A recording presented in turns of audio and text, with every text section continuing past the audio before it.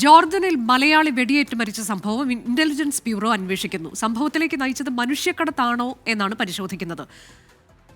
Gabriel തോമസിന്റെ മൃതദേഹം നാട്ടിലെത്തിക്കണമെന്ന് സംസ്ഥാന സർക്കാർ ജോർദനിലെ ഇന്ത്യൻ എംബസിക്ക് കത്തയച്ചു. അജീഷ് ജയകുമാർ വിവരങ്ങളുമായി. അജീഷ്, ഇപ്പോൾ ഇതിൽ എങ്ങനെയാണ് ഒരു പരിശോധനയിലേക്ക് കാര്യങ്ങൾ പോകുന്നത്?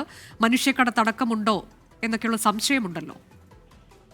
അഞ്ച മുമ്പും സമാനമായി കേരളത്തിൽ ഇത്തരത്തിൽ ജോലി വാഗ്ദാനം ചെയ്ത് റഷ്യയിലേക്കും മറ്റും ആളുകളെ കടത്തിയിരുന്നു. അവിടുത്തെ യുദ്ധത്തിൽ പങ്കെടുക്കാനായിരുന്നു ആളുകളെ കടത്തിയിരുന്നത്. അന്ന് നിരവധി പേർക്കെതിരെ കേസെടുക്കുകയും അറസ്റ്റ് ചെയ്യുകയും ചെയ്തിരുന്നു. തിരുവനന്തപുരത്ത് നടക്കം ആളുകളെ അങ്ങോട്ടേക്ക് ജോലി വാഗ്ദാനം ചെയ്ത് എത്തിച്ചിരുന്നു.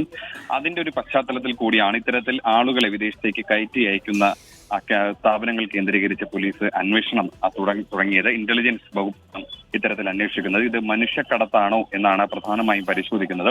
ഈ ഗബ്രിയേൽ തോമസിന്റെ കാര്യത്തിൽ അദ്ദേഹം ഫെബ്രുവരി 5-നാണ് ഇവിടെ നിന്ന് ജോർദാനിലേക്ക് പോയത്. അദ്ദേഹം വിമാന ടിക്കറ്റ് എടുത്ത് നേരെ ജോർദാനിലെത്തി. അവിടെ 4 ദിവസം തങ്ങിയ ശേഷമാണ് ഗബ്രിയേൽ തോമസും ബന്ധുവായിട്ടുള്ള എഡിസൺ ചാൾസും ഇസ്രായേലിലേക്ക് കടക്കാൻ ശ്രമിക്കുന്നത്. അതിർത്തിയിൽ വെച്ച് ജോർദാൻ സേനയുടെ വെടിയേൽക്കുകയായിരുന്നു. ഇതിൽ ഗബ്രിയേൽ തോമസിന് ജീവൻ നഷ്ടമായി. പരിക്കേറ്റ ചാൾസ് അദ്ദേഹം ഏതാണ്ട് 1 മാസത്തിന് ശേഷമാണ് നാട്ടിൽ തിരിച്ചെത്തിയത്. നാട്ടിൽ തിരിച്ചെത്തുമ്പോഴാണ് ഈ സുഹൃത്ത് ബന്ധു മരിച്ച വിവരം ബന്ധുക്കളടക്കം അറിയുന്നത്. അതിനുശേഷമാണ് ഇത്തരത്തിൽ അന്വേഷണം തുടങ്ങുന്നത്. ഇത് ഇവരെ ഒരു ഏജന്റ് എത്തിച്ചുവെന്നാണ് ഇവർ ആരോപിക്കുന്നത്. പക്ഷേ ഏജന്റിന്റെ ഒരു വിശദീകരണം വന്നത് താൻ ആരെയും കൊണ്ടുപോയിട്ടില്ല, താൻ വർഷങ്ങൾ അവിടെ ജോലി ചെയ്യുന്നു. എന്തായാലും ഈ ഗബ്രിയേൽ തോമസിന്റെ മൃതദേഹം ഇതിലേക്ക് നാട്ടിൽ എത്തിച്ചിട്ടില്ല. അത് എത്തിക്കാനുള്ള നടപടികൾ എടുക്കണമെന്ന് സംസ്ഥാന സർക്കാർ അങ്ങനെ ഒരു അഭ്യർത്ഥന മുന്നോട്ട് വെച്ചിട്ടുണ്ട്. അതിനിടെയാണ് ഇതിൽ ഇന്റലിജൻസ് ബ്യൂറോ അന്വേഷണം ആരംഭിച്ചിരിക്കുന്നത്. മനുഷ്യക്കടത്ത് സംഭവത്തിലേക്ക് നയിച്ചിട്ടുണ്ടോ എന്നുള്ളത് ഉൾപ്പെടെ പരിശോധിക്കും.